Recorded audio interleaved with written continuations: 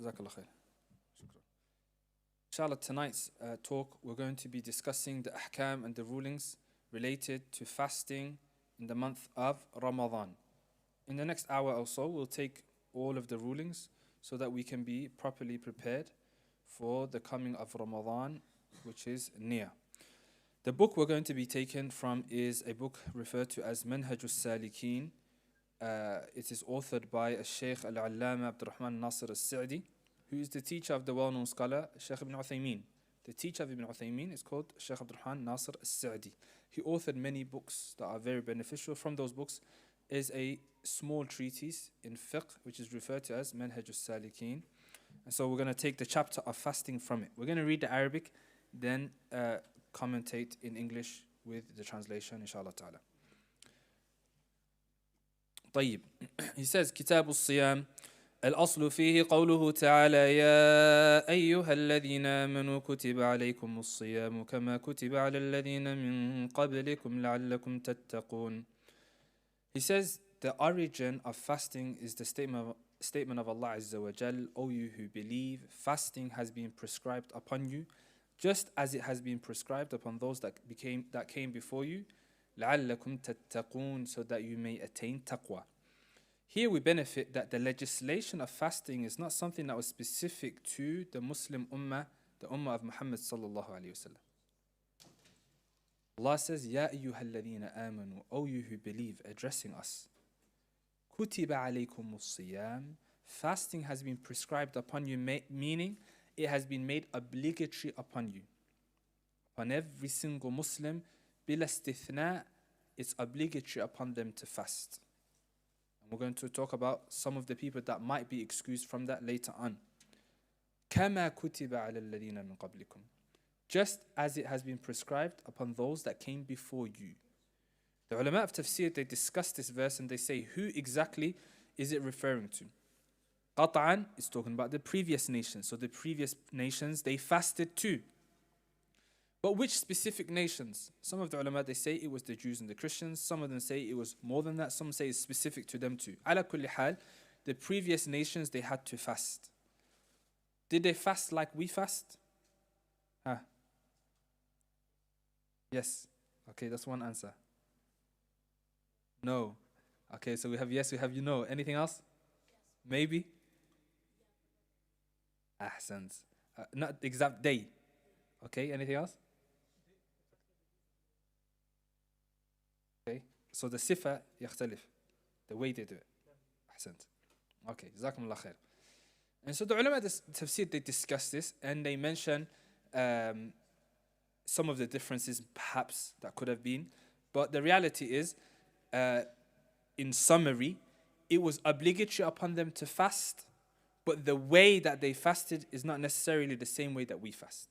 Whether that's the months, whether that's how long, whether it's the time that they have to fast. Because fasting, as we're going to learn, linguistically means to stay away from something. That's what fasting is. So what did they have to fast from? Was it same as us, food and drink? Or were there extra things they had to fast from? Or was it less? Was it certain days? Was it 3 months instead of 1 month? The ulama tafsir, they discussed this, but we don't know. We don't have any knowledge to say specifically how they fasted, but it was different from the way that we fast. So they had to fast, but we don't know how they fasted. Just like they had to pray, but it doesn't necessitate that they pray the same way as us. وهكذا. طيب. Now, then he says, so this is the legislation of fasting in our ummah and in the previous ummah that came before us. طيب.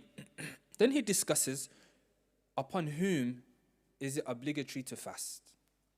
He says, وَيَجِبُ صِيَامُ رَمَضَانَ عَلَى كُلِّ مُسْلِمٍ بَالِغٍ عَاقِلٍ قَادِرٍ عَلَى الصَّوْمِ. He says that it is obligatory to fast the month of Ramadan for every Muslim that is of age and that is sane and that has the ability to fast. 4 things. Number 1, that they have to be Muslim. Write down. Take notes, inshallah. If you don't have a book and pen, write down on your phone, your notes, so that these benefits can stay with you. When Ramadan comes, you don't say, there was a lecture that was nice on Ramadan and I learned this, but I don't remember. So take notes if you can, and inshallah ta'ala, tastafeed. He says it's obligatory upon four. Number one, that is Muslim. So that takes away the one that is not Muslim. Type su'al, question. If a non-Muslim fasts, is it accepted from them? No. Sure? Okay. What we benefit from this is that if it's not accepted from them, then the Muslims, they should give all their focus, if they are giving da'wah, is not to try and convince someone that is not Muslim to try out fasting for one day or try on a hijab for one day. This is not something that's going to change anything. If they say, you know what, I like fasting, I feel healthier, and they fast for the rest of their life, are they Muslim? It's not accepted from them. So you have to focus on the thing that is going to make all of the actions be accepted, which is become a Muslim.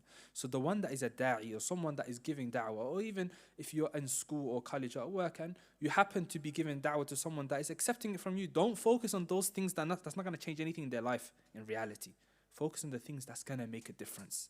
Focus on Tawheed, focus on Dala'il al-Rububiyyah, the proofs of the existence of Allah Azza wa Jalla and why He deserves to be worshipped. If they accept this and they become Muslim, then everything else will be accepted. Wadih? So number one, Muslim, it takes away the one that's not Muslim. So the month of Ramadan is coming, don't bother trying to convince your friends and colleagues at work and school to try and fast, because it's not going to make any difference. Number two, he says, baligh, that they are of age, that they've reached the age of puberty, that they are adults.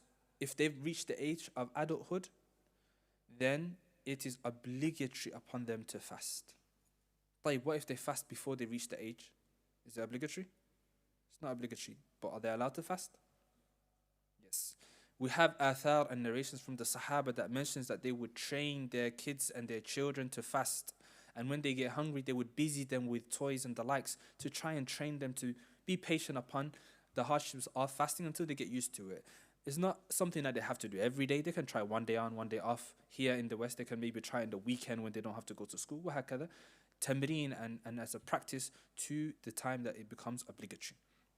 Then he mentions number three, someone that is of sound intellect, someone that is sane. And that takes out the person that's not sane. So a person that has serious mental health, they don't know right from wrong, they don't know anything, then it's not obligatory upon them to fast. And that's from the mercy and the compassion of the Sharia, that it's not obligatory upon them to fast or to pray or any of the wajibat that is obligated upon them. Up until they regain sanity. If a person has severe mental health, but then Allah Azza wa Jal cures that person and they become normal again, do they have to make up for those fasts that they missed? Question. No? Why? Okay, but we're going to find out later. The one that is sick, they don't have to fast, but they have to make up later. The one that's traveling, just find it's too difficult, they have to make up later. Why doesn't it have to make up later? So they have to fast later. So why the majnoon, the one that is not sane, when they become sane, they don't have to fast later?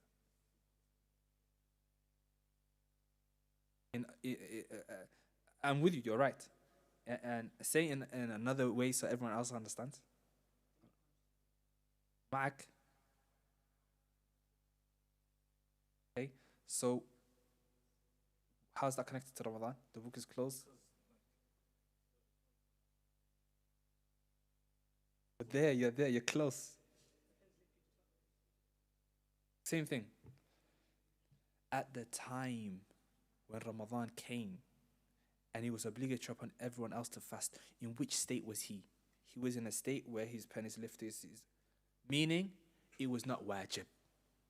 At that state, it was not obligatory. Not that he's excused until a later date, like the fasting, like the one that is marid and the one that is traveling or the likes that we're going to talk about later. Yes, it's excused for you now, but you have to make up later. No. His hal was, in this state, he's not allowed to fast. It's not obligatory upon him. He doesn't have to make anything up. Even if he gets better in the future, he doesn't have to do nothing. Wadih? That's why it's considered a condition of the obligation. It's a condition that you are saying in order for it to be obligatory upon you. Okay? As for the exceptions where you have to make up later, we're going to talk about it later. Wadih? At that time, it was not even obligatory upon him, so he doesn't have to make up. That's the difference between him and the other examples that we're going to talk about later. The fourth thing is qadir ala as-sawm, that they have to be able to fast. They have to be able to fast. Okay, if they're not able to fast due to old age, they're 90 years old, 100 years old, do they have to fast? They're not able to fast, then it's not obligatory upon them to fast. وهكذا. طيب. And there's some tafsil on that later on we're going to talk about. Then he talks about how does the month of Ramadan begin? How does fasting in the month of Ramadan begin? He says, برؤيته هلاله أو إكمال شعبان 30 يوما كما قال صلى الله عليه وسلم إذا رأيتموه فصوموا وإذا رأيتموه فأفطروا فإن غم عليكم فاقدروا له متفق عليه وفي لفظ فاقدروا له 30 وفي لفظ فأكملوا عدة شعبان 30 رواه البخاري. He says that the month of Ramadan, it begins by one of two ways. There's no third way for the month of Ramadan to start and to be detected. It's one of two ways. Number one, بِرُؤْيَةِ هِلَالِهِ, either by the sighting of the new crescent moon with the naked eye. Number one, sighting the new crescent moon with the naked eye. Number two, you can't see it, then you complete the previous month 30 days. You complete the previous month of Sha'ban 30 days. Okay, some context so you understand this second way of starting the month. The Islamic months are how many months? 15? 12? Okay, 12. 12 months. The lunar calendar, every month is either 29 days or 30 days. The Prophet ﷺ, he says explicitly in his hadith, which is authentic, that we are a nation, a ummah that is ummi, illiterate. He says, and so because the asal of it, the ummah is illiterate, and specifically those that were at the time of the Prophet ﷺ, that the majority were like that, the religion is being made clear for all of them, the one that is literate and the one that is illiterate. So the Prophet ﷺ explained. He said the month is هكذا وهكذا وهكذا. Prophet ﷺ, he said, the month is, or he said هكذا only twice. He said the month is like this, and he put his hand 3 times. What's that? 30. أو هكذا, or it is 29. So with the fingers, the Prophet ﷺ explained that it is either 30 or it is 29. Is there any confusion about that after the explanation of the fingers? واضح. The month is either 29 or 30. In another hadith, as a side benefit, the Prophet ﷺ, he said an incident that occurred, which is referred to as in the Kitab al-Ila, that he will do Ila of his wives for a whole month. And so when 29 days came, he went back to his wives. And they said, "O Messenger of Allah, you said you're going to do Ila for a whole month." He said the month is either 29 days or 30. So this is the first thing. The month of the lunar is either 29 or 30. On the 29th, we go and look for the moon. If we sight the moon with the naked eye, then the next day is Ramadan. If we don't sight it, what do? We didn't see on the 29th, we complete the month 30. Is it possible that it becomes 31? No. The lunar months are only 29 and 30. So if you've completed the 30th day of Sha'ban, then that means after the 30th day, the next day is going to be Ramadan. واضح? The only way Ramadan enters is one of these two ways. Is that clear? The Prophet ﷺ, he says, إِذَا رَأَيْتُمُوهُ فَصُومُوا. If you see the new crescent moon, فَصُومُوا, then fast. وَإِذَا رَأَيْتُمُوهُ فَأَفْطِرُوا. And if you see it again, the new crescent moon for Shawwal, then break your fast and you have Eid. Then the Prophet ﷺ says in one narration, if the sighting of the moon in the sky, it becomes unclear for you, let's say there's clouds or something, the Prophet ﷺ, he says, فَاقْدُرُوا لَهُ, and it makes it more specific, فَاقْدُرُوا لَهُ 30. Then make for it 30 days, meaning the month of Sha'ban, as is in the third narration, make the month of Sha'ban 30 days. So it's either by the naked eye or by the completion of the previous month, which is Sha'ban, which we're in right now. طيب, question. Are we allowed to use astronomical calculations in order to determine the start of the month of Ramadan? Yes or no? اختلف العلماء. طيب. Al-Aslu, the Prophet ﷺ, he said, if you see it. He never said, if you calculate it. And the Sahaba, they used to look with the naked eye. When we say naked eye, doesn't mean you're not allowed to use a telescope and a microscope to see closer. You're allowed to use it because you're still using the eye. If you want, you can use the iPhone if you can zoom in, as long as it doesn't turn into a fake moon like that Samsung that is. Jaiz, because you're still using the eye. But as for calculations, what do we mean? Mathematical calculations, connecting it to the stars and Madriyash and kada, and then calculating when Ramadan is going to start for the next 5 years that you already know. Ramadan is going to be in March and in this one, this day. We already know 5 years ahead. This is something that is, in the most correct opinion, an innovation and not allowed. Not allowed. It's muqtasir, it's specific to those two ways, as the Prophet sallallahu alaihi wasallam said.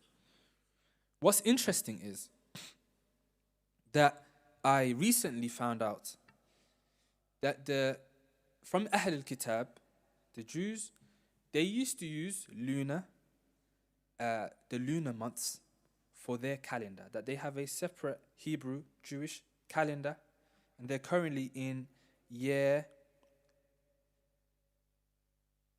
I didn't write it down, 5,000 something, I forget right now, you can check on Wikipedia later. And I found out that they used to use the lunar months, which is 29 and 30 for them as well. And they would also cite it with the naked eye. They would cite it with the naked eye. Up until it was changed between the year 70 and 1178 CE, the observation-based calendar was gradually replaced by mathematically calculated ones. That they changed the asal and the origin of their sighting of the moon for the celebrations or whatever they had, which was with the naked eye for the lunar months. They changed it to calculated and astronomical calculations. The Prophet ﷺ, he said to us, لَتَتَّبِعَنَّ سَنَنَ مَنْ كَانَ قَبْلَكُمْ. He said to us, our ummah, indeed you will follow the ways of those that came before you. Shibran bi shibr, handspan by handspan, up until if you was to see them put their hand into the hole where there's a scorpion, you would go and just follow them and put your hand in that hole where there's a scorpion that could bite you. The Sahaba, they said, the Yahud and the Nasara, the Jews and Christians, the Prophet ﷺ, he said, Faman, who else? And you find this repeated in many different actions where there's an innovation or something that is new. You find that the Christians and Jews have a similar deviation that the Muslims followed them through. So this change that occurred in Judaism is similar to what you see today, where there are fatwa being made to say that it's allowed, it's halal to use calculations to determine the start of the month of Ramadan. And so they know when Eid is, they know when the start of Ramadan is, they know when Hajj is. 10, 50, 20, 100 years later, they can calculate it from right now. And so they don't even bother doing the sunnah of going to look for the moon.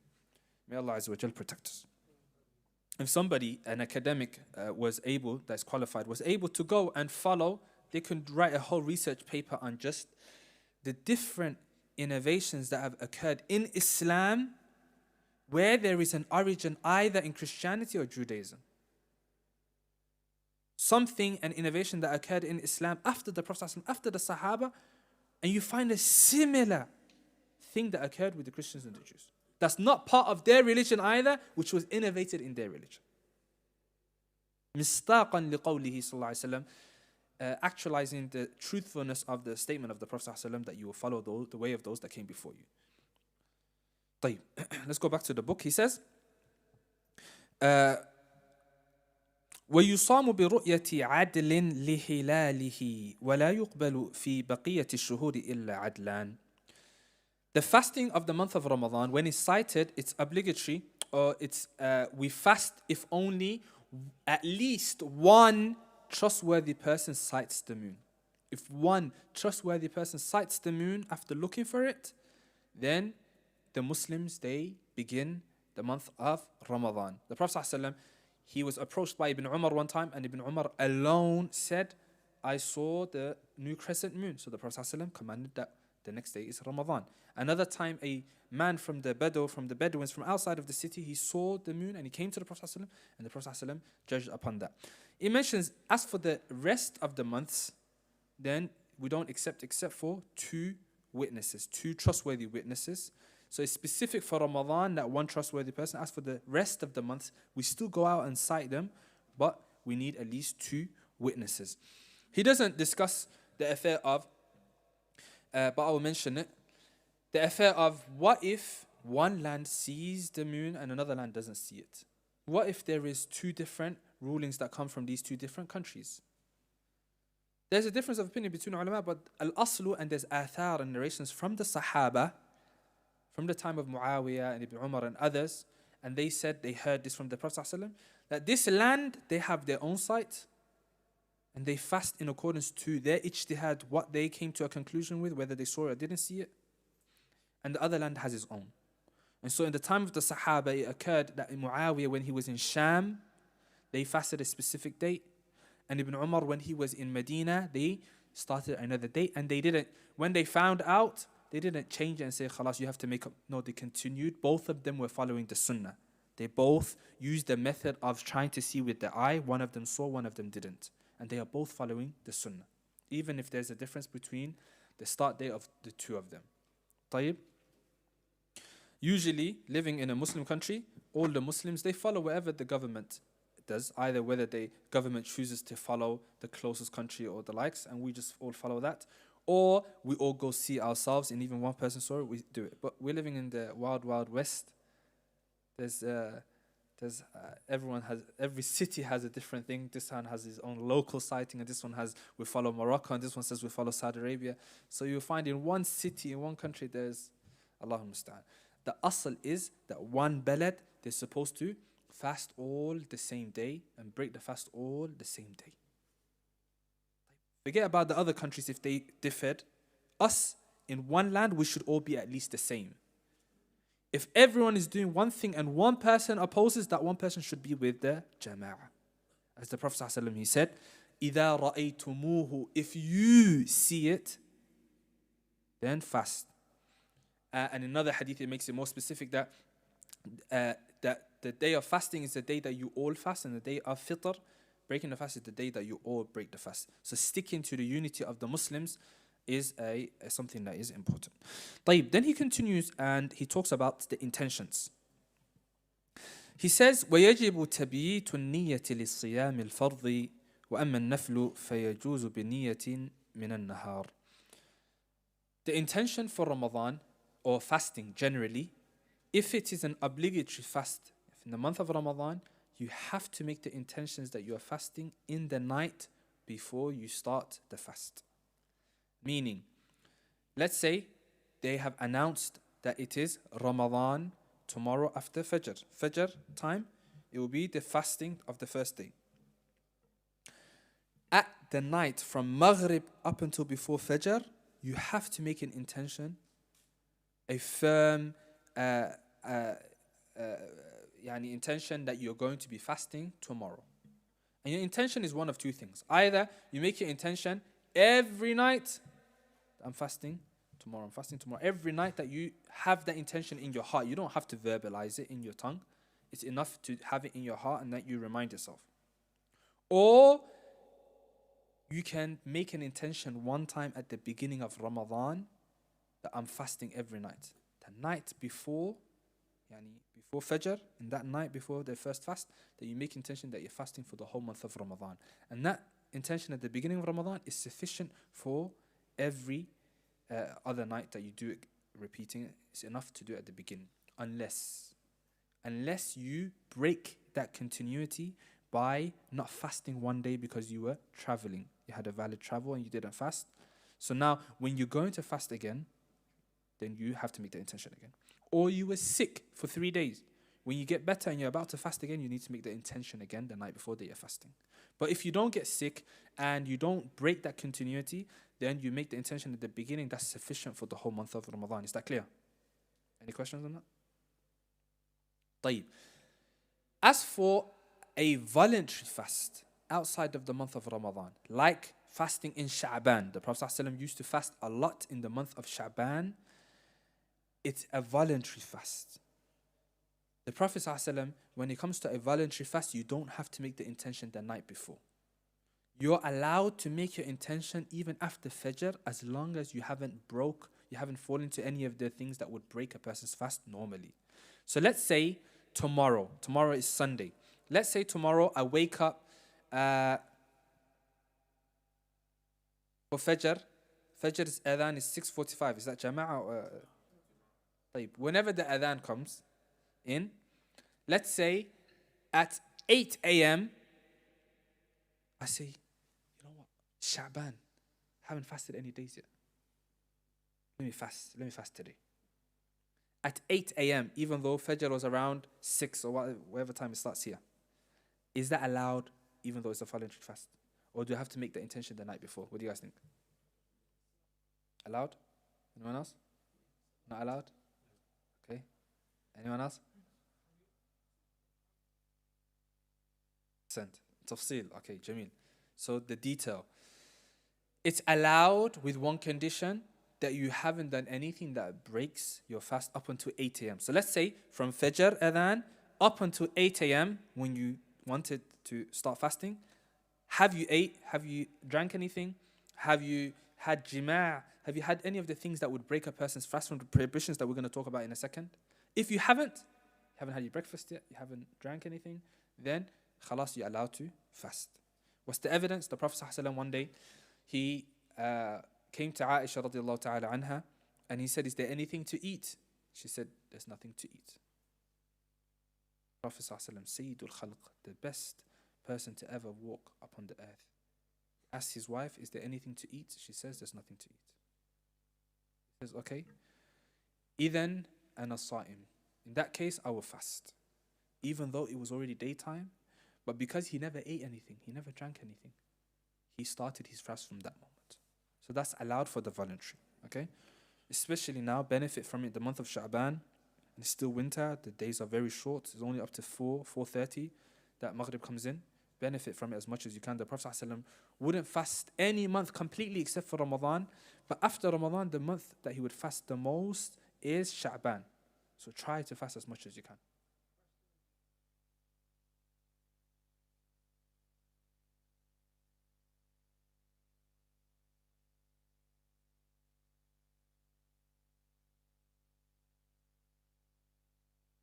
Ahsant. We'll talk about it later. It's going to come. Jazakallah khair. If I don't mention it, please remind it, because that's one of the things we're going to talk about. Jazakallah khair. Excellent question. Any other questions? By the way, this is very afawi. You can ask questions, inshallah, as we go along. No problem. The next topic, so the intentions for Ramadan, for an obligatory fast. Let's say Ramadan finishes, and you have 3 days that you were traveling that you never fasted. You have to make them up in the year. So let's say in April, you're making up one of the days of Ramadan, outside of the month of Ramadan. An obligatory fast. Are you allowed to have intention in the middle of the day? You have to do it the night before.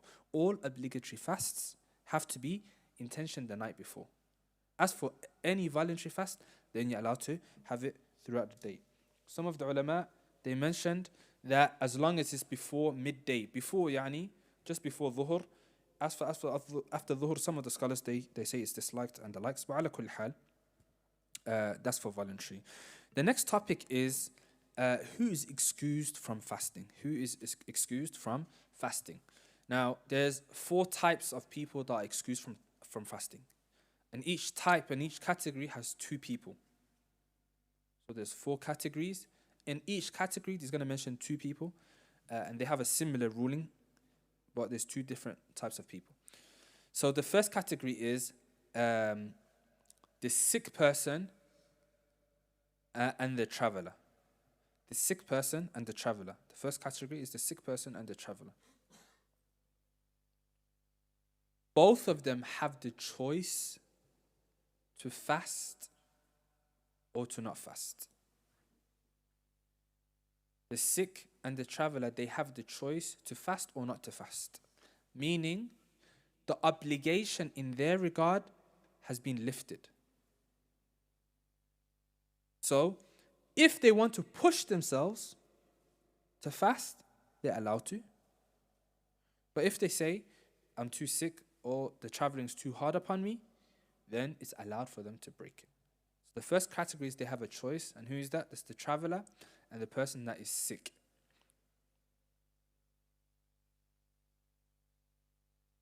Obligation.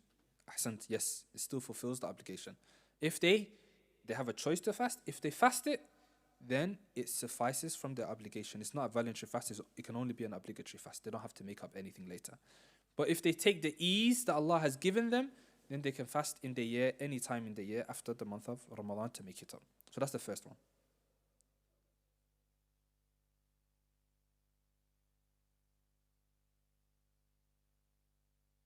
The moon. If you see the moon this year, let me know. Okay? Look for it, okay? If one person sees the moon, we fast, okay? We all fast. Jazakallah khair. The second category is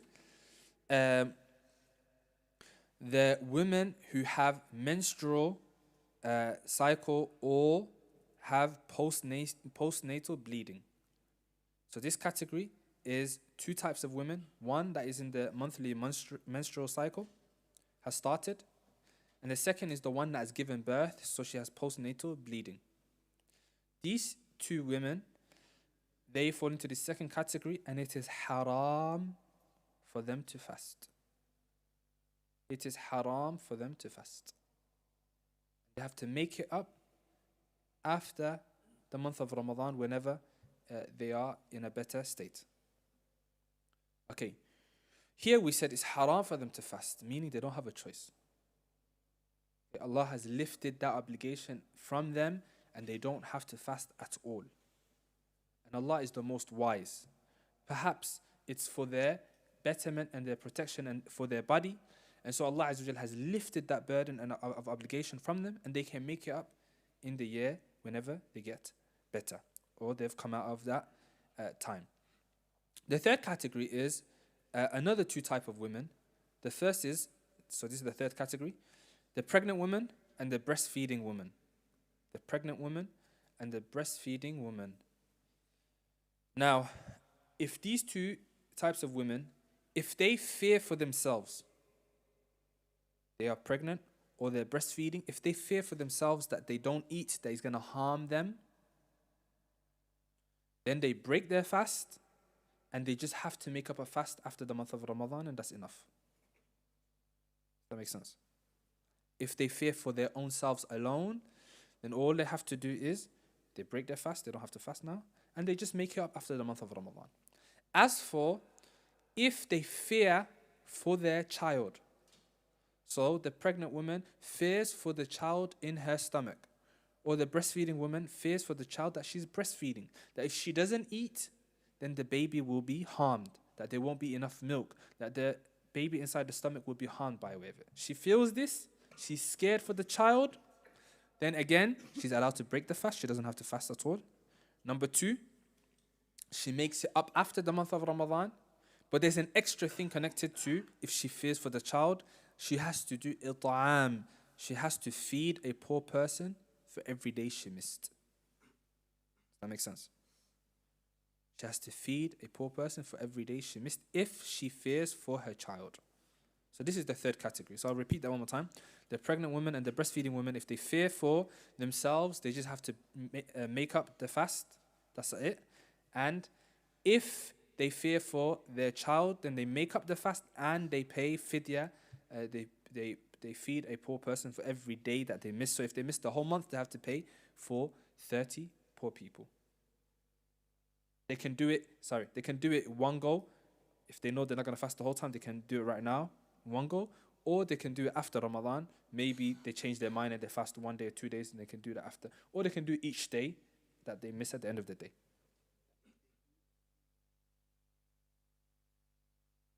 Both of them are still going to make up the fast. By the way, just for those that have studied a little bit before, there is a difference of opinion between the scholars in this matter on if they only have to make it up or do they have to do both, make it up and fast And there is even a fatwa from two of the Sahaba that mentioned that she only has to pay. But what the majority and the jumhur of the ulama, they hold is this categorization of if she fears for herself alone, only herself, then she only has to make it up. But if she fears for a child, majority of scholars hold that she has to make up the day and pay for the poor person for every day. So that's the safer option with majority of the scholars. The fourth category, the last category, is someone who is unable to fast. And again, there's two people here. First is someone that is unable to fast due to old age. Second is someone's unable to fast due to an illness that they're not going to recover from anytime soon. Possible, but it's very unlikely. Okay, so someone that is unable to fast due to old age, someone that's 80, 90, when the Sahaba, they got older in age, they stopped fasting because their body's not able to fast anymore. It will only harm them. And is it something that they're going to get better from? No, khalas, old age hits you, khalas. La yasturna. So, it's not, they don't have to fast. And likewise, someone that has a sickness, but not the same type of sickness that we talked about earlier on. The first type of sickness in the first category, someone that's sick, we're talking about someone that is sick, but they're going to get better. Okay? Is a mild sickness, a flu, a cold, or something like this, that you're going to get over soon in a week or less than a week. But the sickness that we're talking about here in the fourth category is someone that has, for example, a chronic illness and they have to take medication and they can't fast. For the last 10 years, they haven't fasted and they don't think they're going to fast any time in the near future. We ask Allah Azza wa Jal to cure them, and perhaps, if Allah cures them, they're able to, but it's not something that is like something that we think is going to occur. واضح?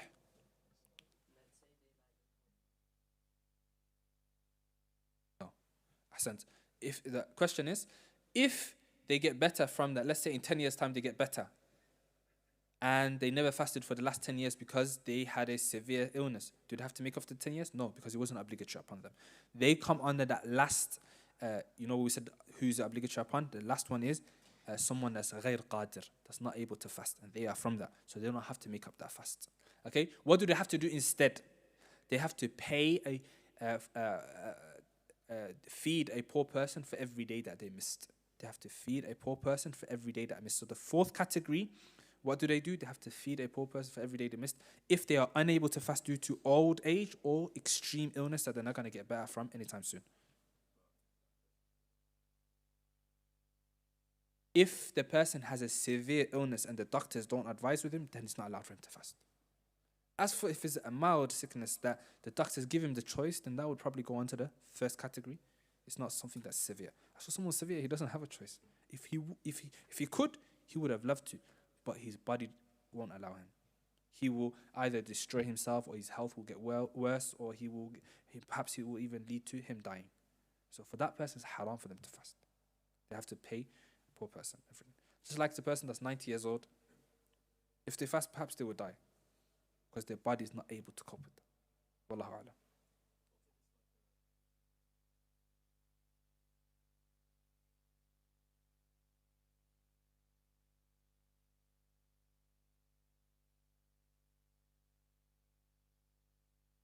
As long as at the time when Ramadan enters, if they're in a state of severe illness and it's not la yurja bur'uhu, it's not something that we think they're going to recover from anytime soon. It's not like the cold that we said that we have. It's an illness that they have to take medication from.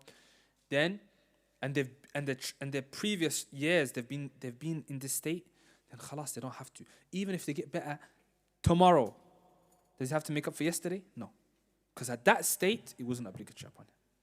واضح؟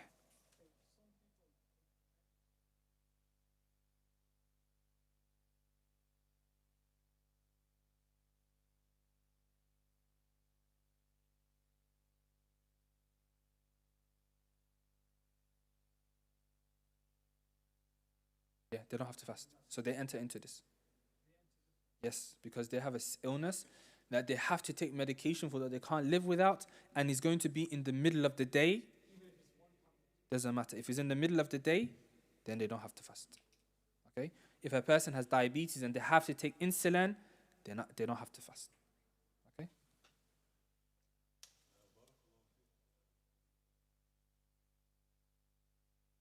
Say again? Four? Oh, this book won't cover it, but there's larger books if you refer back to Umdat al-Ahkam, Bulugh al-Maram, they have the evidences for it. The tafsir, if you go back to it, you will find it, inshallah ta'ala.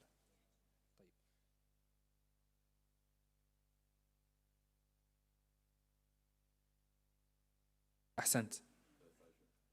Ahsant. Excellent. So the question is, what if you can take the medicine before fasting, and after fasting it doesn't affect you in the day? Then that's fine, you can fast.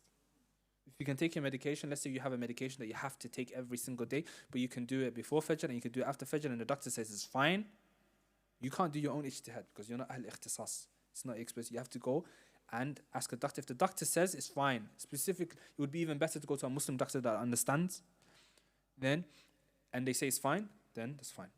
Okay? So these are the four categories. Number one, I'll say it quickly again.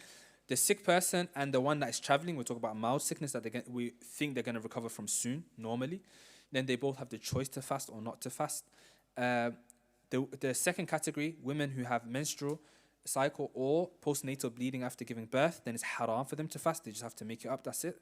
The third category is the pregnant women and breastfeeding women. If they fear for themselves, they just have to make up the fast outside of Ramadan, and they don't have to fast that day. If they fear for their child, then they make up the fast outside Ramadan, and they have to feed a poor person for every day that they missed. And the fourth, last category, is someone that's unable to fast due to old age or due to a severe illness. Then they don't have to fast at all, and they just pay a poor person every day for every day that they have missed. So these are the people that are excused. These are the four types of people that are excused. Then the author goes on to the mufattirat, things that break your fast. What is it? What are the prohibitions that you have to stay away from in your fast, and the things that might break your fast? He says, وَمَنْ أَفْطَرَ نعم. He says, وَمَنْ أَفْطَرَ فَعَلَيْهِ الْقَضَاءُ فَقَطْ إذا كان فطره بأكل أو بشرب أو قيء عمدا أو حجامة أو إمناء بمباشرة إلا من أفطر بجماع فإنه يقضي ويعتق رقبة فإن لم يجد فيصوم شهرين متتابعين فإن لم يستطع فيطعم 60 مسكينا. He says the people that break their fast with one of the following 5 ways, if they break their fast due to one of the 5 reasons we're about to mention, all they have to do is make up that fast after the month of Ramadan. Then there is another second thing we're going to talk about after we mention these 5. So what are these 5 things that break a person's fast if they do it? Number 1, eating. Number 2, drinking. Number 3, purposely vomiting. Number 4, hijama, cupping blood. Hijama. Number 5, that semen exits by way of lust, desires, touching, and the likes. So we'll talk about each one. If a person purposely eats and drinks, then of course that breaks their fast. لا شك ولا ريب. And this is something that we all know. What if someone eats and drinks by accident? Again? Ahsant. Then it's fine, he continues his fast. And I'll mention the hadith now. He mentions it after these. Forgetfulness. The Prophet ﷺ, he says, من أكل من نسي وهو صائم فأكل أو شرب فليتم صومه فإنما أطعمه الله وسقاه. Whoever forgets and then they eat and drink in the state of forgetfulness, then let him continue and complete his fast, for indeed it is Allah that has given him that food or drink. So there's a specific narration that mentions that eating and drinking by accident is not something that breaks the fast. Rather, it's a rahmah and a mercy from Allah Azza wa Jal for you. Hani and lak. But you continue your fast and nothing is upon you. Nothing is upon you.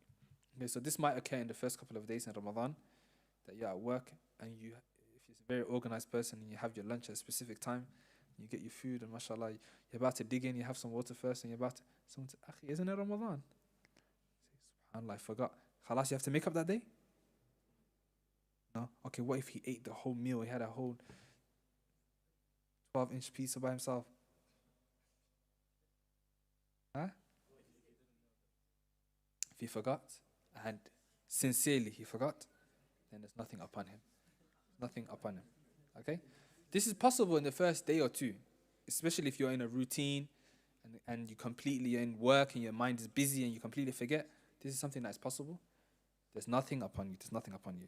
But if a person is doing that every single day, big question mark. Allah Alam. If you forgot. Huh? طيب. So that's eating and drinking. Number 3 is al-qay'u amdan. That a person purposely vomits. How? They put their 2 fingers down their throat and they make themselves vomit. That breaks a person's fast. That breaks a person's fast. As for if a person fasts or if a person vomits by accident, that a person got a bit sick and they vomited. Broke the fast? No, they didn't break the fast. It's out of their control. Okay? So if a person vomits, there's nothing wrong with a person vomiting by accident. It's something that they can't control. But if they make themselves vomit, like they put their fingers down their throat and they make themselves vomit, then that breaks their fast, as is mentioned in a hadith. And number 4 is cupping, hijama. There's a difference of opinion, but he mentions in this book and other ulama, they hold that hijama breaks a person's fast, and this is the latter of the 2 affairs. And the Prophet ﷺ, he said, أفطر الحاجم والمحجوم. That he saw 2 people. One person was cupping the other. If you know what hijama is? Okay. So there's a person that performs the hijama, cupping where they remove blood from the body. And so the person performing the hijama on the person and the person that's receiving the hijama, the Prophet ﷺ walked past 2 people by the baqi' and he said, أفطر الحاجم والمحجوم. The one performing it and the one is being performed upon, both of them have broke their fast. The Prophet ﷺ mentioned. So this is one of the mufattirat. And if there's a real need for a person to do hijama, what can they do? Huh? No. There's a need, what can they do? Make up their fast? Huh? Ahsan, jazakallah khair. If you really need it, you don't need to break your fast and do it. If you really need it, wait until you break your fast and do it in the night time. Or before Fajr. Okay? So you have, especially in the winter now, you have more nighttime than daytime. I'm sure you can wait a few hours until you do hijama. I don't think it's a life and death situation that you have to perform hijama. If it was life and death situation, you wouldn't be fasting and you'd be in the hospital. Okay? طيب. The next thing, or the last thing here from the 5 he mentions is that a person has semen that exits by way of lust and desires. That a person has, if they're married or even if they're not married, that a person by way of lust and desires, and we're going to keep it general because there's kids in the place. So you understand. By way of touching, whether it's they use their own hand or they touch their spouse and it leads to it, or the likes, this all breaks a person's fast. This all breaks a person's fast. Right. As for if a person is sleeping at night and it occurs to them whilst they're asleep, then this doesn't break their fast. This doesn't break their fast. Okay? I think we got caught on to. Same thing. If it's out of the qaida is, if it's out of their means, just like vomiting, if it's out of their means, something that they didn't cause, then there's nothing upon it. طيب. What if they take, a question from me, what if they take medication, as we said earlier, in the daytime, like injections, or they're in hospital for something light, let's say something small, but then the doctors and the nurses had to put in an IV through your veins and put water in to hydrate you or to put nutritions or the likes inside your supplements, or anything else from the medicines that goes into your jawf, whether it's through your nose, whether it's through your mouth or through your backside, then all of this, it breaks a person's fast. All of this breaks a person's fast. واضح? All you have to do is make it up that day after the month of Ramadan. طيب.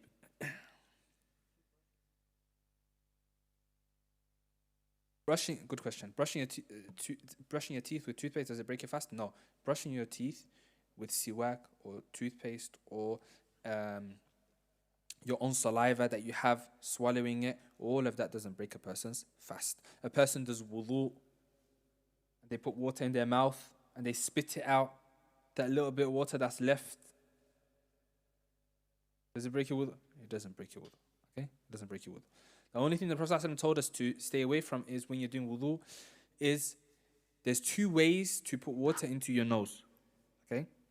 There's slightly, you put it into your nose and you put it out. Put it in, put it out. Or you can be excessive. And it is sunnah and recommended to you that you sniff it hard till your brains hurt. You know them ones? That's sunnah and recommended. Except when you're fasting. When you're fasting, you're not allowed to do that. Why? Because it's going to go down. Okay? So if your brain hurts, then you're doing wudu, your nose, you're doing it wrong for Ramadan. You're not allowed to do that whilst you're fasting. Okay? Excessively sniffing in your nose. You do it just a little bit so it doesn't do that.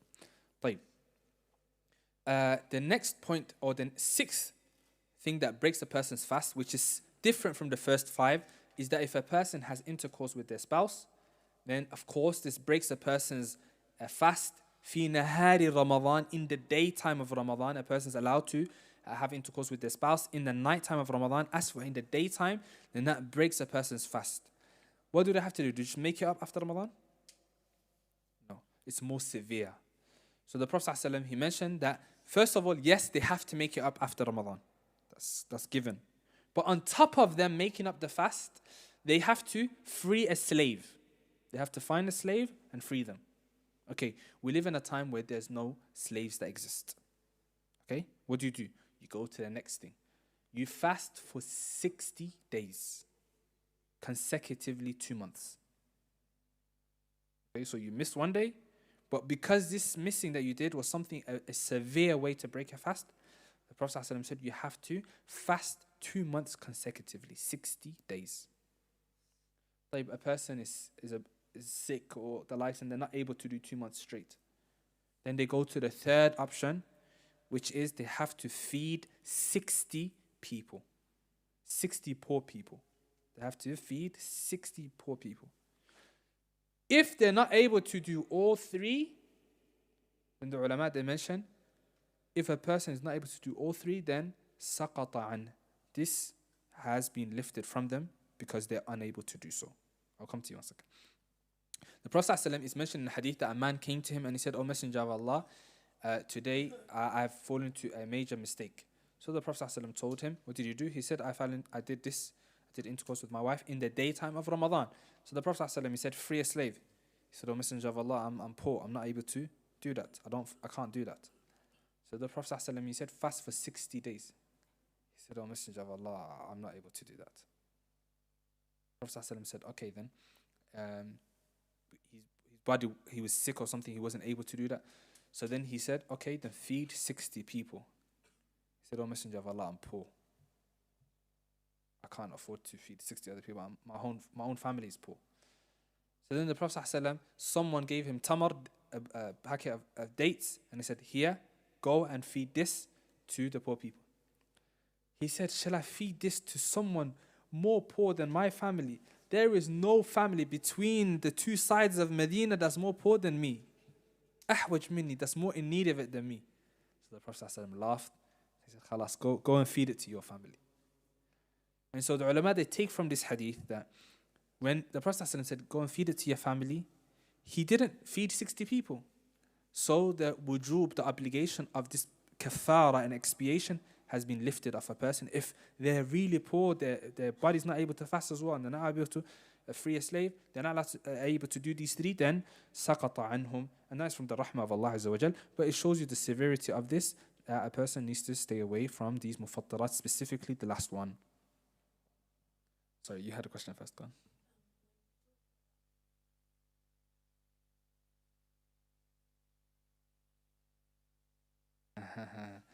Can you free someone from prison? La, that doesn't occur. They're not considered a slave, okay? There's no slaves that exist today. Okay? Slaves don't exist today.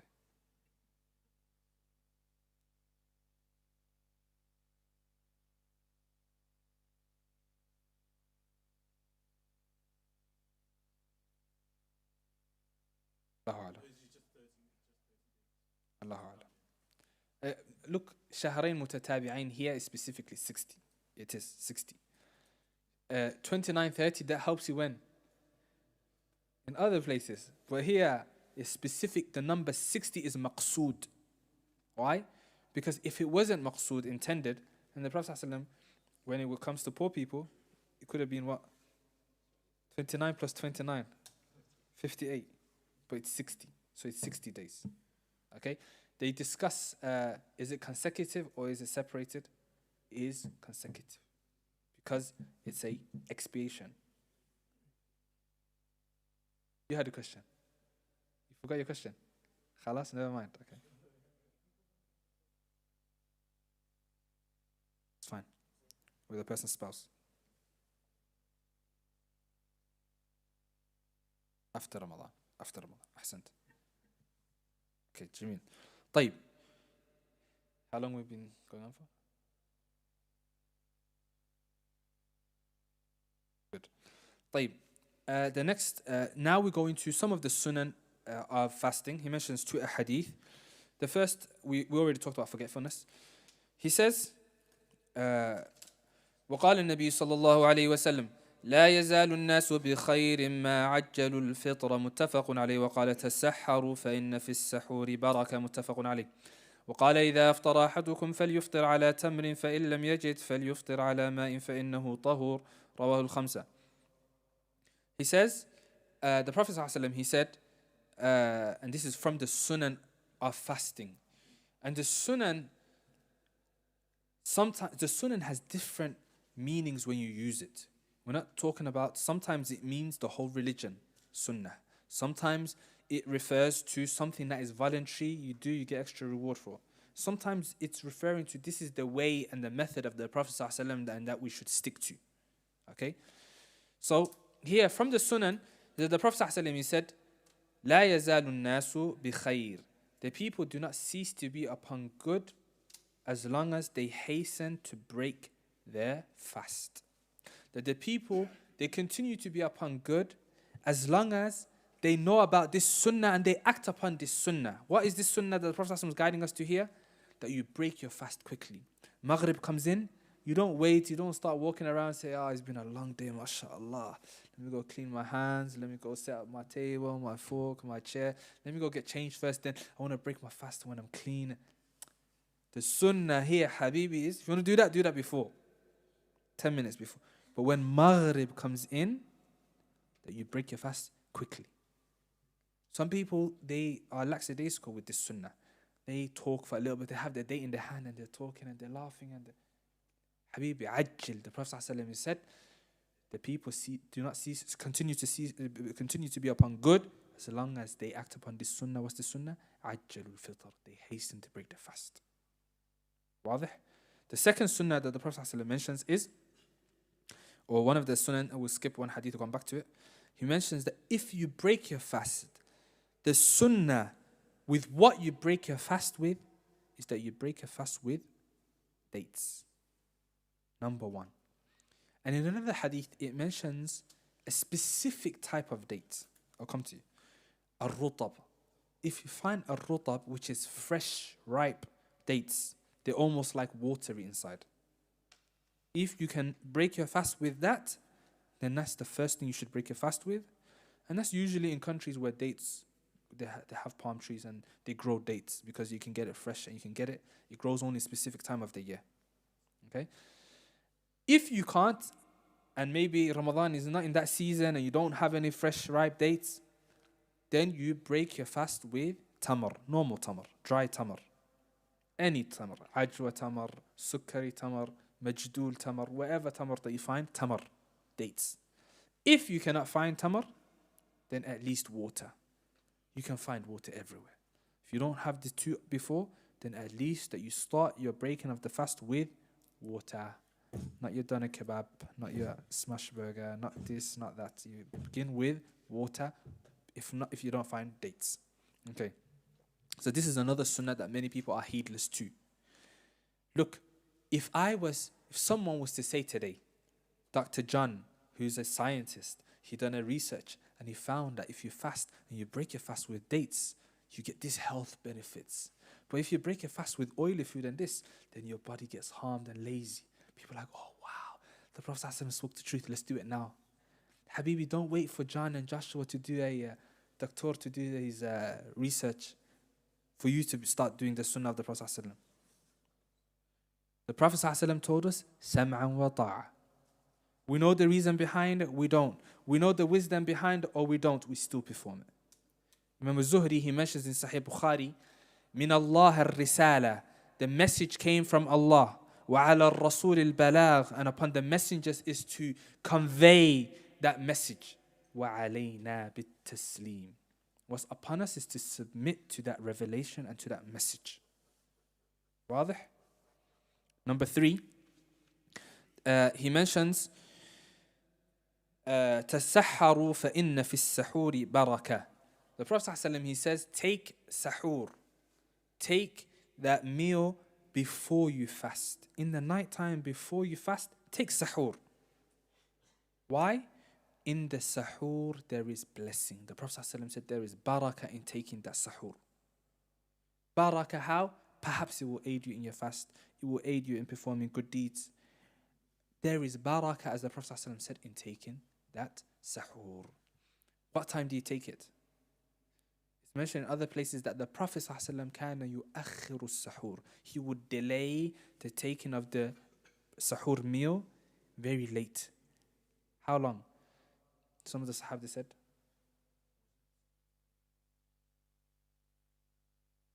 بقدر close بقدر 50 أو 60 آية. Between 50, the recitation, the time it takes to recite 50 to 60 verses. Al-Aini from the Shurah of Bukhari, he mentions is roughly 10 minutes. And so the time that you take your meal and you finish with your meal and you get up from your meal, and the time to left to salah there should be a 10-minute gap between them. Some people, even though they want to act upon the sunnah, they do it wrong. They eat it up until the last second. And when the mu'adhin is about to do it, the time is about to come in, they're rushing. La. You get up, start eating half an hour before or 20 minutes before, depending how long it takes you to eat, and you finish and there's roughly 10 minutes left. So let's say we're doing sahur in the masjid as an example. We're doing sahur in the masjid. There's food. We eat. Fajr is 6:26. Jazakallah khair. 6:26. Okay? 6:26. Let's just say 6:25. Okay? 10 minutes before 6:15, we should have been done eating. We should be done eating. So if we start eating at 6 o'clock, 5:50, and we're done before 6:15, 6:10, we've got up, we're good. We're following the sunnah of the Prophet ﷺ. بِقَدْرِ 50 آية. You should be in the front row, you should be doing wudu in that 10 minutes, not be eating. Okay? Because if you were eating, if the Sahaba were eating until the minute, if that was what they would all do, then if you're living far from the masjid, how are you going to pray in the masjid? Okay? But if you're at home, even then it's sunnah to try to follow that, even if there's not a masjid near you, that you finish and there's like 10 minutes left after you finish eating, 10-15 minutes. No, go on. Okay, next time you forget, we'll get you on speed dial, okay? Just put your hand out. Okay, any other questions?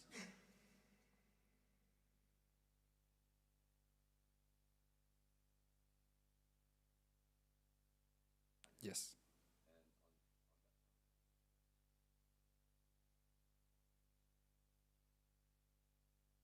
Good question, very good question.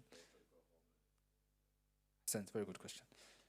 Maghrib is very early, so it's highly likely that we're under either coming back from school, college, work, or the likes. So first advice would be, make sure you take water with you. You already know. Take water with you. If you can take some dates, 5 dates in a bag, plastic see-through bag, or kitchen foil, and you put it in your bag, even better every morning, no problem. That way you're good. Whether you're on the bus, whether you're walking, wherever you are, you can break your fast on tamar and water. Let's say you're in a scenario where you're on the bus, coming back from school, college, and It's Maghrib time, you don't have water, you don't have dates, you don't have nothing. Right? You don't have anything. طيب, if you have a Snickers bar, are you allowed to eat with that? Yes, you're allowed to. We said the sunnah is to do it with tamar and water. But we never said you can't break it with anything else. If you don't have nothing else, you got your Snickers bar, you break your fast with the Snickers bar. You have your candy, lollipop, or whatever, chewing gum. You're not eating chewing gum, but ala kulli hal, any food that you have. طيب, you don't have no food. You don't have any drinks. You don't have water. What's the best? You don't have any other soda or drink that you could break fast with. You don't have nothing. What do? Are you forced to get out of the bus to break your fast? No. If you want to follow the sunnah and you see there's a corner stop right there, you can get water quickly. That's trying to follow the sunnah. Inshallah, you get ajr for your striving too and following the sunnah. But let's say you can't. It's not possible. There will be too much difficulty. Then you break your fast with your intention. Time has come in. It's 4:39. Maghrib's come in. 4:39. You see the 4:39. You don't have water. You don't have drink. You don't have anything to break your fast with. It's too difficult to go out of your way to get water. In that position, you break your fast with your intention. You make the intention, khalas, I broke my fast. واضح? That's the least that you can do.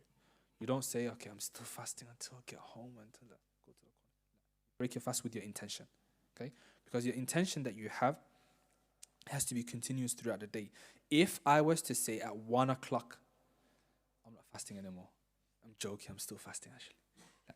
You've broke your intention, khalas, that's broke your fast, even if you didn't eat, even if you didn't drink. Intention. Either you're lying on the tongue, that's something else you're telling someone. But between you and yourself, I don't think you'd be lying to yourself. You know, that's different. You got the temptations, the first couple of days is hard, and it's like, I wish I could, this is the time I used to have my favorite meal. That's fine. That's not. But someone says, their intention, I'm not fasting anymore, I'm breaking it, I'll just make it up after Ramadan. That breaks their fast. Or they're hesitant. Just break my fast today. It's a hot day, so I just break my fast. You thinking about it like that, this is a serious hesitation now. That breaks the fast. Rather? That breaks the fast because your intention has to be continuous. Clear? That's why when you make the intention to break your fast and you don't have anything else, that breaks your fast. As for someone that has waswas, the scenario of someone that has waswas, whisperings of shaitan. We all get whispering, but I'm talking about severe whispering, waswas. That they do wudu, and the shaitan whispers to them, you didn't do wudu properly, and then they repeat wudu. And they do wudu like 5 times. This is waswas, and many people are affected by it. That person, wherever his intentions say to him, he doesn't listen to it. Because he has hala khassa. The ulama said this is a sickness, and the person that has this sickness, it doesn't matter what intentions come to him. If he started his Ramadan with the intention to fast, wherever comes in and he thinks, maybe I did, maybe I didn't, he doesn't pay attention to anything, he completes his fast. Waswas is a marad, is a sickness, and the best way to cure it is when it is small, tiny, and it starts in wudu, you ignore it. He says, what if just do it again? Do wudu just again, one more time. What you got to lose? Do it again. You end up doing that every day up until it becomes a habit.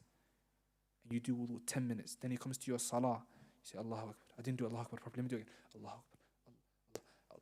10 minutes to do Allahu Akbar. It's a serious affair. How do you stop it? By ignoring it.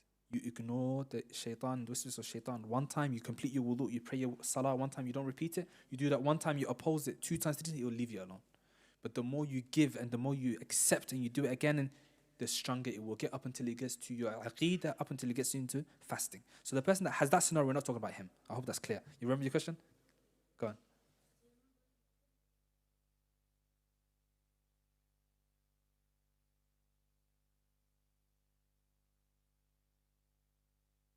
That was out of your control, so it's fine. You didn't force to, you didn't intentionally do it.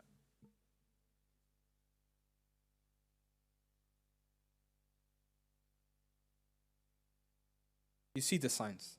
If a person gets normal waswas, that's fine. Everyone gets waswas. Every believer gets waswas. Someone was asked, why does the non-Muslims why don't they receive waswas? One of the scholars, they said, does the thief steal a empty house? House that's broken out, the windows are, the doors are open, is it abandoned? There's a thief bother going there to try to steal? La, he only goes to a house that's mali. So every believer gets it. But this hala, specific hala of repeating your wudu 10 times, doing your salah 10 times, then this is the waswas that we're talking about. Like, let's inshallah try to complete. Rest of the questions, let's leave it to the end if we have some time. طيب. Then he says, وقال النبي صلى الله عليه وسلم من لم يدع قول الزور والعمل به والجهل فليس لله حاجة في أن يدع طعامه وشرابه. He says, whoever does not leave off evil speech and acting upon it and ignorance, then Allah has no need for him to leave off his food and drink. Narrated by Bukhari. The whole purpose of a person fasting is not just to leave off food and drink. Allah Azza wa Jal, He says, لَعَلَّكُمْ تَتَّقُونَ, so that you may attain piety, taqwa, righteousness. That's the goal. Fasting is just a means to that goal. And so, if you're fasting by not eating and drinking, but you're still listening to music, you're still cursing and swearing, you're still doing all of the haram, then you're missing the intention of why you need to fast. If you're fasting is imsak, is to abstain, is to withhold. You're abstaining from food and drink. Is food and drink haram? Food and drink is halal. You're abstaining from something that is halal in order to attain and train your body to attain taqwa. Isn't it more obligatory that you abstain from the haram first before you abstain from these things that are halal? When Allah tells you to stay away from these prohibitions, it means automatically that fadlan, you have to stay away first from the haram. وَإِلَّا your fasting, there's no benefit to it. Question. Does that break your fast? I knew it was coming. So I'll answer for you, inshallah. If you fall into haram, does it break your fast? If it's not one of these prohibitions, then it doesn't break your fast. But you completely lose out on the reward of fasting. And Allah has no need for you to fast because you're missing the point. Yes, maybe the obligation is lifted from you and you don't have to make up that fast. But la qimata lahu, there's no value to that fast. The Prophet ﷺ, he mentions in a hadith that every action that Allah says in a hadith Qudsi, every action that the slave performs, then it is for him, he will be rewarded for it. Illa sawm, except for fasting. Every other deed, it gets multiplied by 10 up to 700, except for fasting. There's no limit to the reward Allah gives you for fasting. It could be more than 700. So a person that is still doing the haram in the month of Ramadan, nothing's changed from the days that he's not fasting and the days that he is fasting. He still does all the haram that he does. He's not trying to better himself. Then we fear for that person, as the Prophet ﷺ said in another hadith, رَغِمَ أَنْفُ امْرِئٍ دَخَلَ رَمَضَانَ فَلَمْ يُغْفَرْ لَهُ. May his nose be rubbed in the dust, meaning may he be destroyed. The one that enters the month of Ramadan, you caught the month of Ramadan. Pay attention. The Salaf, they would make dua, Allahumma ballighna Ramadan. Allah allow us to reach Ramadan. Because how many people, even though it gets so close, we're in Sha'ban, there's less than a month left. Look around you. Watch how many people die before the month of Ramadan that don't reach Ramadan. The Prophet ﷺ says, may his nose be rubbed in the dust. The one that reaches Ramadan, he reached this great blessing. فَلَمْ يُغْفَرْ لَهُ. But none of his sins were forgiven. He never took opportunity of this season of khair and opportunity to better yourself. So the danger of performing these actions and the likes. طيب. Then he talks about other things connected to fasting generally, and perhaps we'll skip them. But we will talk about 2 days that it is haram to fast, that is connected to Ramadan, sort of. نهى عن صيام يومين يوم الفطر ويوم النحر. It is prohibited to fast 2 days. It is prohibited to fast the 2 Eids. Eid al-Fitr at the end of the month of Ramadan is haram to fast. A person is on the day of Eid and they say, I want to do good deed, I want to fast. It's haram to fast that day. The Prophet ﷺ prohibited us from fasting that day. Likewise, Eid al-Adha, which comes in the days of Hajj. Um, there's also a discussion on the fasting on the day of Friday is allowed. The Prophet ﷺ, he also prohibited from specifying Friday to fast. As for if you're fasting Friday along with Thursday, or Friday along with Saturday, then that's fine. The Prophet ﷺ said to his wife Juwayriya, who was fasting on Friday, he said to her, "Did you fast yesterday, Thursday?" She said, "No." He said, "Are you fasting tomorrow, Saturday?" She said, "No." So then the Prophet ﷺ told her to break her fast. The ulama, they understood from this, if she had fasted yesterday, meaning Thursday and Friday together, then it would have been fine. Or if she was going to fast tomorrow, Friday and Saturday, then it would be fine. But her specifying Friday, because it's the Eid of the week for the Muslims, if a person specifies Friday because he thinks he's going to get extra reward, then he's not allowed to fast that day. Okay, we said specify it for that day. As for if there's another reason for it, like the day of Arafah, then it's allowed for him to fast, but he should try to fast the day before with it. Same thing. Okay? And likewise, Ashura, it's already Sunnah Ashura that you fast the 9th, the day before it. Then he mentions the virtue of fasting in Ramadan. The Prophet ﷺ said, "Man sama Ramadan imanan wa ihtisaban ghufira lahu ma taqaddama min dhanbih, wa man qama Ramadan imanan wa ihtisaban ghufira lahu ma taqaddama min dhanbih, wa man qama laylatal qadri imanan wa ihtisaban ghufira lahu ma taqaddama min dhanbih." Muttafaqun alayh. The Prophet ﷺ, he said in 3 different ahadith, whoever fasts the days of Ramadan with iman, with firm conviction, firm belief, وَاحْتِسَابًا, while seeking the reward from Allah, غُفِرَ لَهُ مَا تَقَدَّمَ مِنْ ذَنْبِهِ, Allah will forgive them for their previous sins. Great reward. You fast with iman and seeking the reward from Allah Azza wa Jal, Allah will remove your previous sins. Not just that, مَنْ قَامَ رَمَضَانَ, whoever stands in prayer at night in Ramadan, the Taraweeh, imanan wa ihtisaban, with firm belief and seeking the reward from Allah, Allah will forgive them for their previous sins. Not just that, whoever stands Laylatul Qadr, specifically, whoever catches Laylatul Qadr in prayer with iman and seeking the reward, then Allah will forgive them for their previous sins. 3 different ways for your sins to be forgiven, let alone the doors of paradise are open, the doors of hellfire are shut. A caller calls out every day, Ya baghi al-khayri aqbil, O seeker of good, come forth. Wa ya baghi al-sharri aqsir, O seeker of evil, stop yourself. And the shayateen are locked up. All of these means in order for us to better ourselves. If not in Ramadan, then when are you going to change? If not in Ramadan that you have a connection with the Quran, then when will you have a connection with the Quran? If not in Ramadan that you pray the night, then when will you fast or pray the night the rest of the year? Iman wa ihtisaban, in Ramadan, your sins are forgiven. Ramadan is the opportunity of change, the opportunity to better yourself. Wherever level that you're at low level, you're involved in sins, it's an opportunity to come out from that. Your level is, you're upon khair, but you can do better to better yourself. You're at a high level that you now compete with the scholars that we read their biographies of what they used to do. Imam al-Shafi'i would recite the Quran in the month of Ramadan, 60 khatmas. He would finish the Quran from cover to cover 60 times. One of the students of Imam al-Shafi'i, Abu Ali al-Haddad, he mentions, I tried to copy Imam al-Shafi'i, but I was only able to do 56 khatmas in Quran. Only 56, I'm not like Imam al-Shafi'i. And he's looking down upon himself. Habibi, have we finished 1 khatma? Can we do 5 this year? From the Mus'haf, not hifz. Al-ijtihad, al-jidd wal-jidd. الجد بالجد والحرمان بالكسل فانصب تصب عن قريب غاية الأمل. Al-Jadd, having a high share and getting portion and reward, is bil-jidd, is by working hard. وَالْحِرْمَانُ بِالْكَسَلِ, and losing out and being prohibited is by way of laziness.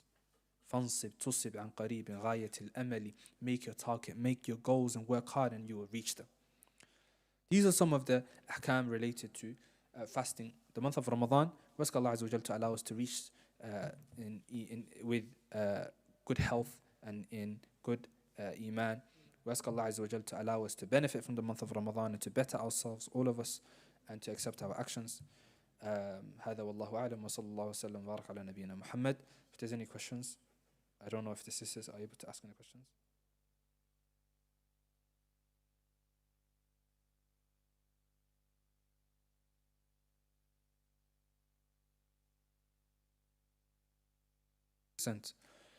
If someone was not practicing before, they weren't fasting the previous years, and they don't know exactly how many days they missed, what do? So a person has to do taqdeer. It's obligatory upon that person to make it up. But he has to do taqdeer. How many years? Calculate. Wherever. It was from when I was 16, 16 years old, 17 years, 18. So that's 3 years. So 30, that's 90 days. Okay? Let's say there's maybe a doubt on if I fasted the full month or not. You just add extra days that you make up to make sure that you've covered it. Okay? Wallahu a'lam. Say again? Yeah. If a person has dementia and they can't remember anything, or they're not considered sane, then that would enter into that. But if it's something that is mild that comes and goes, I don't know if there's different types of dementia, but if something that's mild that comes and goes and the doctor says it's fine for them to fast, then they can fast. Ala kulli hal, a lot of these medical questions, it has to be something that has to be double checked with someone of expertise. It's not enough for someone to receive a fatwa from someone, a shaykh or a student of knowledge, and then just to act upon that alone. Many of time that has to be referred back to a person of expertise, a doctor or the likes. Say again? Traveling, Hassan. So the travel that excuses a person or gives them the choice to fast or not to fast is any travel outside of your city.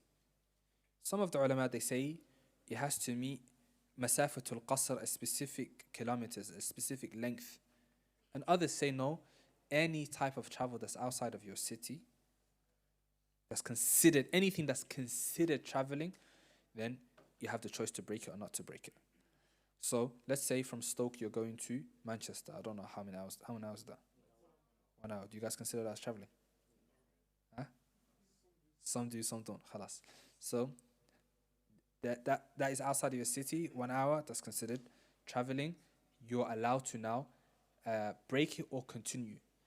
So what should a person look at when they want to make the decision to break or to continue? A person should look at, is it difficult upon me? You say 1 hour, that's nothing, that's around the corner. And I'm going to be back before Maghrib. So what do? You say, I'm going to fast because I don't want to make up after Ramadan. That's fine, you can fast.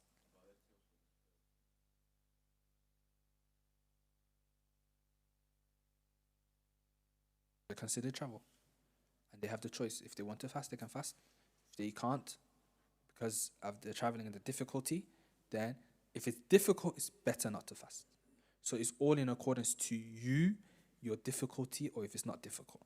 There might be 2 people traveling together. Same distance, same everything. This one says, it's not difficult, it's easy for me, I can fast. And he fasts, no problem. Another one says, no, this is too much for me. My brain hurts already. So they are allowed to break the fast. You have the choice. So you look at, and the Sahaba were like that. As for if a person is going to be harmed by a way of it, they still say, no, I'm going to fast.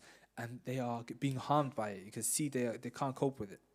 Then the Prophet ﷺ, he said, لَيْسَ مِنَ الْبِرِّ الصِّيَامُ فِي السَّفَرِ. It's not from righteousness that person fasts in travel, meaning that they force themselves when they're not able to do it. And in that person, if it's going to cause them to faint or the likes, yes, they're not allowed. That person is not allowed to fast. Okay. As for another companion, he came to the Prophet ﷺ, he said, I find quwwah, I have strength, O Messenger of Allah. He said, if you want to fast, then that is fine. And if you want to break it, then that's always all good. He gave him the choice. So the choice is there. It's all in accordance with the difficulty. But if you can see this person, they're like, what's wrong with you? I'm fasting. I'm about to faint. Have some water. واضح؟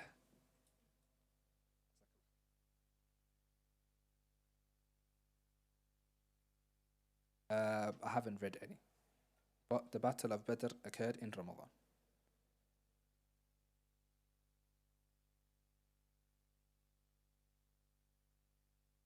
Excellent question. When a person is making up their fasts, do they have to, let's say you missed 3 days when you're traveling to, I don't know, another country and it was difficult, and now it's after Ramadan, are you allowed to make up those 3 days consecutively, or can you do them 3 random days? Then it's allowed to do it any other day. It's allowed to do it any other day. في أيام أخر, as Allah Azza wa Jal says, in any other days, and it's nakira. It was indefinite, which gives it umum, so you're allowed to fast any other day outside the month of Ramadan, whether that's together, whether that's separate. Okay? Good.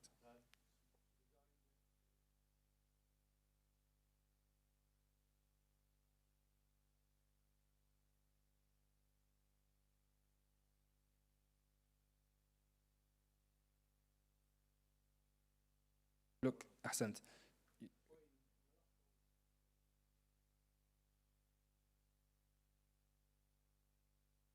Ahsant, look, على كل حال, the best thing to do is just follow your masjid. The masjid that you're going to be praying Tarawih at, that's your look. Whatever they do, just do what they do. Because you're going to be with that jama'ah. Whatever they're doing, you do. That's the easiest thing. Okay? But the asal is you can see in the UK. Let's say it's not right now, but let's say all the Muslims in UK came together. They made a organization for seeing the moon. There are some organizations out there, but let's say we said this one is the one that is mu'tamad. This is the one that everyone refers back to. And we're going to go to, I don't know, the Scottish Hills, and we're going to go to Bradford where there's a bit more higher scenes. And we all look for it in different places in the UK. And this organization is mukallaf. They're the ones that we trust with this job. Okay, if they've cited it here in the Scottish Hills, or they've cited it in Wales, they've announced that it's Ramadan, and all the masajid follow, that would be the ideal situation. That would be perfect, and that would be fine. No problem. The problem is, everyone wants to do their own things. My organization, no, it's not your organization. And then he says, you know, I want to do a third organization. I don't like you. I'm going to make my fourth organization. And so, ikhtilaf is warid. But that's the asal. The asal is to do that. As for, look, when it comes to the Eid of Adha, then that one, aslan, where is Hajj being performed? Mecca. Khalas, ya akhi. Whenever they're doing Hajj in Mecca and Medina, in Mecca specifically, because that's where the rites of Hajj is, whenever the day of Arafah is, the next day is Eid. I don't care if you saw in Morocco, in Mars, in South Africa, it doesn't matter. لا عبرة له. Even though a person, they have a right to see the ru'ya, but this is connected to an ibadah. And Arafah the next day is Eid. So it would be easier, at least in the second Eid, that we're all united, that we do Eid on the same day, at least in the second Eid. The first Eid, we can't understand.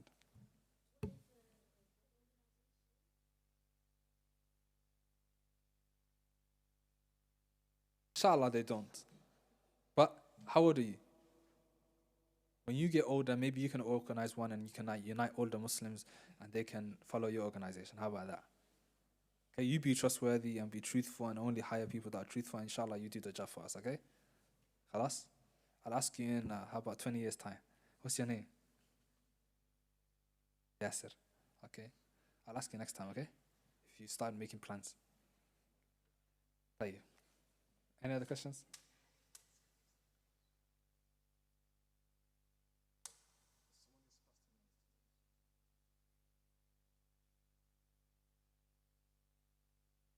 Excellent. So we missed out, just to summarize, the virtue of after Ramadan fasting 6 days of Shawwal. The Prophet ﷺ says, whoever fasts Ramadan, then follows it with 6 days of Shawwal, then they get the reward of fasting the whole year. So it's great reward. If you fast your 29 days or 30 days of Ramadan, you complete the fasting of Ramadan, then you do 6 days after in the month of Shawwal, outside, not Eid, obviously you're not allowed to fast Eid day, but any day after Eid, that you fast 6 days. It doesn't have to be consecutive. It can be every Monday, Thursday in Shawwal until you finish. Like, the question is now, A person has some days to make up from Ramadan because they were excused, they were traveling or the likes, or they were sick and they got better. In Shawwal now, they want to get the reward of fasting the whole year, but they've got 5 days to make up. Can they make up Ramadan and do the fast of Shawwal together? Then the answer is no. When there is an obligatory action, you can't combine two intentions with it. There's a qa'idah, if there's an obligatory action, you can't combine another intention with it. So if you're praying dhuhr, you can't combine, the sunnah of dhuhr together and say, I'm praying them together. 4 rak'ahs before dhuhr, right? I'm going to pray them all together with the intention. La. Dhuhr is obligatory, you can only do dhuhr by itself. Fasting the day of Ramadan is obligatory, you can only do it by itself. You can't combine with something else. The ulama discuss some voluntary actions that you can combine 2 actions in one, with one intention. Or 2 intentions in one action, if it's both voluntary. There are some scenarios like that.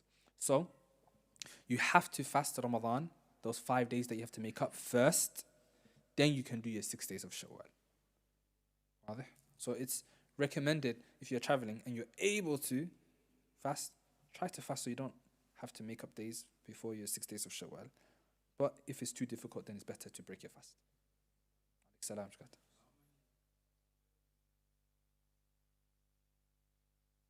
How many? Yeah. How much reward? Reward. I'll answer both. So the reward for praying one salah in Masjid al-Nabawi, in Masjid al-Haram in Mecca, is 100,000.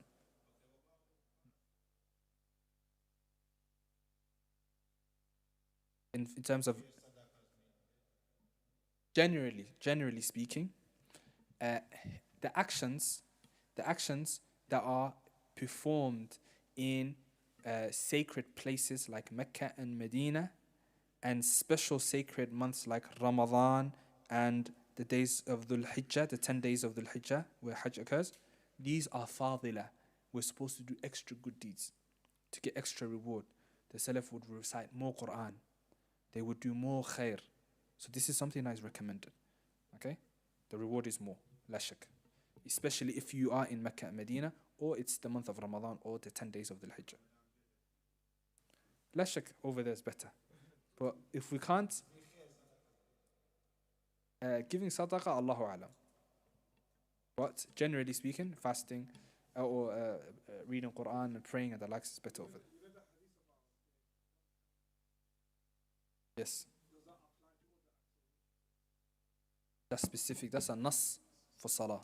But I mentioned generally that there's virtue in performing Quran and other things in Ramadan, seasons, and places, Mecca and Medina. So if you go Umrah, and let's say at home in the UK, you don't pray Sunan al-Rawatib.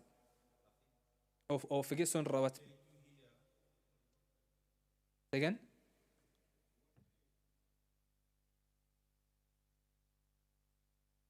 Something like this, 100,000, yeah. If you calculate it. Jazakallah khair. So let's say a person in the UK, at night time, they pray Qiyam al-Layl throughout the year. Let's say you only pray 3 rak'ahs every night. But you go to Mecca or Medina, you're at the masjid, don't just pray 3 rak'ahs like usual. You're only here for 5 days, 10 days Umrah. Try to pray 11 rak'ahs. Try to pray 20 rak'ahs. It doesn't matter. Try to pray as much as you can. The Prophet ﷺ said that Qiyam al-Layl, mathna wa mathna, the night prayer is 2 rak'ahs, 2 rak'ahs. So you can pray as much as you want. You can pray 4, 40, 100. No problem. So pray more because it's somewhere fadil. Likewise, if they're in that place as fadil and is Ramadan, even greater or greater. Last question?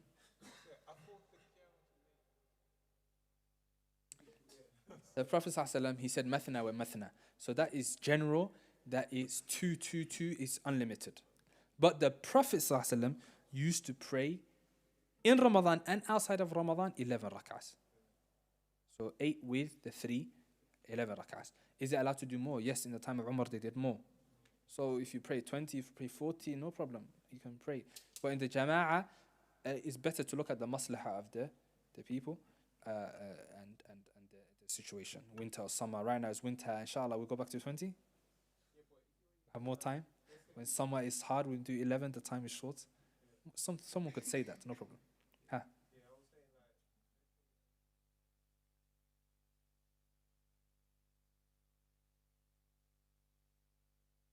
So now, if you're praying and the imam is doing more, what should you do? Yeah.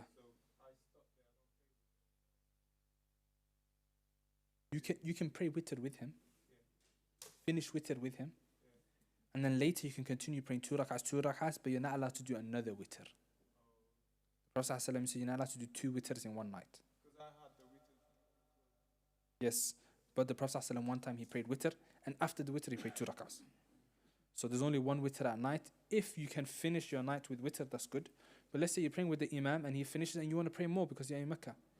You're allowed to continue praying 2 rak'ahs, 2 rak'ahs, 2 rak'ahs, but you're not allowed to do another witr. Okay. There's another reward that mentions that you should, praying with the imam and finishing with the imam is like you prayed the whole night. You get the reward of praying the whole night. So get the reward of praying the whole night, and if you want to pray some more, la bas. But if you want to go and recite Quran or do something else that's khair, then that's good as well. But you're in Mecca or Medina, you do more. Even if you're not and you're here, it's still Ramadan. Last question.